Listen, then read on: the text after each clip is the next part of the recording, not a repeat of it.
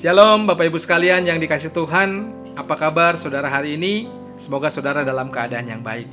Hari ini kita akan membahas mengenai perumpamaan tentang pohon ara yang tidak berbuah. Bacaan kita diambil dari Lukas 13 ayat 6-9. Saya akan membacakan bagian ini untuk saudara. Lalu Yesus mengatakan perumpamaan ini. Seseorang mempunyai pohon ara yang tumbuh di kebun anggurnya, dan ia datang untuk mencari buah pada pohon itu. Tetapi ia tidak menemukannya. Lalu ia berkata kepada pengurus kebun anggur itu, "Sudah 3 tahun aku datang mencari buah pada pohon ara ini dan aku tidak menemukannya. Tebanglah pohon ini. Untuk apa ia hidup di tanah ini dengan percuma?" Jawab orang itu, "Tuan, biarkanlah dia tumbuh tahun ini lagi. Aku akan mencangkul tanah sekelilingnya dan memberi pupuk padanya. Mungkin tahun depan ia berbuah. Jika tidak, tebanglah dia."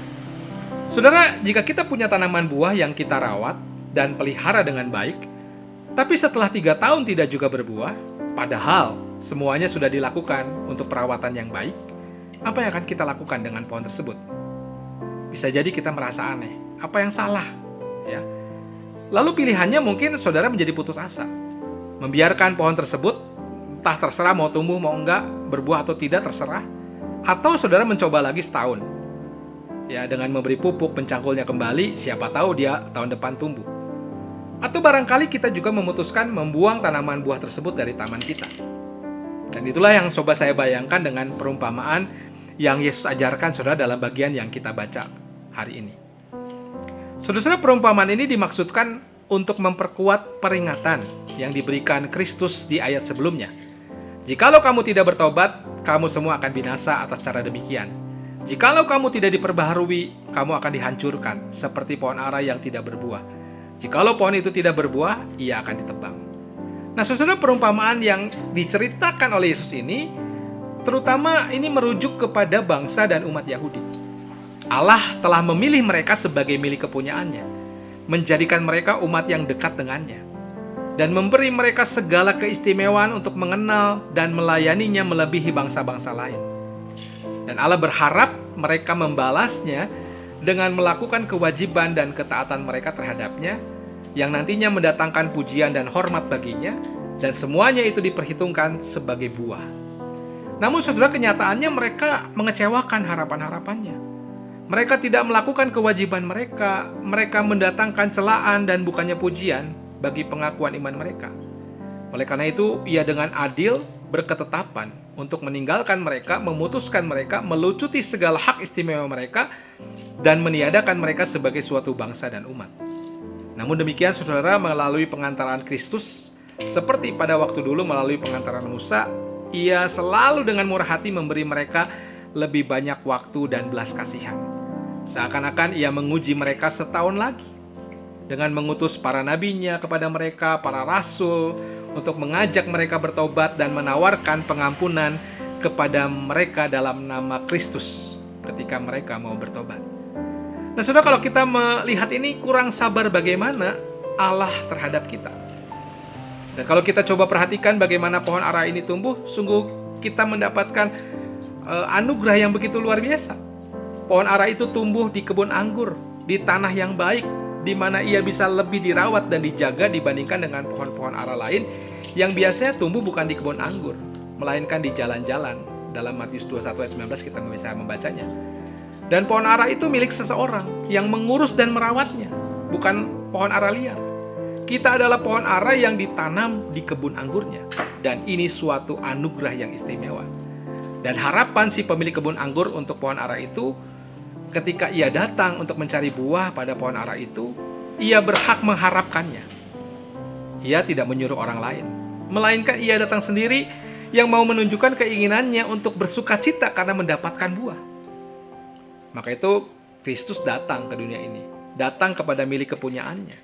Dan kita perhatikan Allah di sorga menginginkan dan mengharapkan buah dari orang-orang yang bertempat tinggal di kebun anggurnya. Matanya tertuju saudara kepada orang-orang yang menikmati anugerah itu, untuk melihat apakah mereka sudah hidup sesuai dengannya. Ia mencari bukti-bukti apakah mereka menjadi baik dengan sarana anugerah yang mereka nikmati. Dan daun saja tidak cukup. Tidak cukup kita hanya berseru Tuhan, Tuhan. Bunga saja tidak cukup. Seperti orang yang memulai dengan baik dan hanya menjanjikan hal yang indah-indah saja. Harus ada buah. Segala pikiran, perkataan, dan perbuatan kita harus sesuai dengan apa yang kita alami, kita pahami dalam terang Injil, terang firman Tuhan dalam kasih. Maka kekecewaannya terhadap apa yang ia temukan ketika ia tidak menemukan apa-apa, bahkan tidak ada sama sekali, tidak ada satu buah arah pun, kita tentu bisa memahaminya. Sungguh menyedihkan ketika melihat banyak dari kita yang sudah menikmati hak-hak istimewa anugerah Allah tersebut, tetapi hidup kita tidak melakukan apapun untuk kemuliaan Allah. Tidak memenuhi maksud dan tujuannya dalam memberikan kita segala keistimewaan itu dari Allah itu.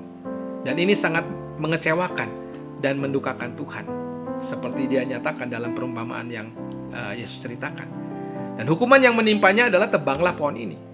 Ia mengatakannya kepada pengurus kebun anggur, kepada Kristus yang diberi segala kuasa untuk menghakimi, kepada hamba-hamba yang dalam namanya menyatakan penghukuman ini. Dan bagaimana si pengurus kebun anggur itu kemudian menengahi, menjadi pengantara bagi pohon ara itu. Dan Kristus adalah sang pengantara agung. Ia hidup senantiasa untuk menjadi pengantara kita. Dan kita berhutang saudara kepada Kristus sang pengantara agung. Sehingga kita yang adalah pohon-pohon yang tidak berbuah itu tidak langsung ditebang. Seandainya bukan karena pengantaraannya, tentu seluruh dunia dan kita semua sudah habis karena dosa-dosa kita. Tetapi Kristus pengantara kita berkata, Tuhan biarkanlah dia.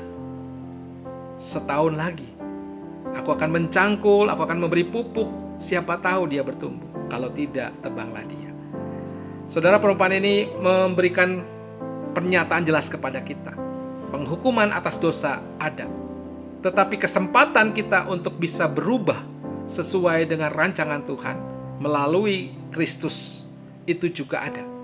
Oleh sebab itu pilihannya antara dua. Maukah kita berbuah atau membiarkan diri kita tidak berbuah? Kesempatannya diberikan, waktunya diberikan.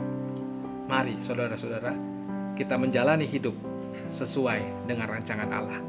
Tuhan memberkati kita.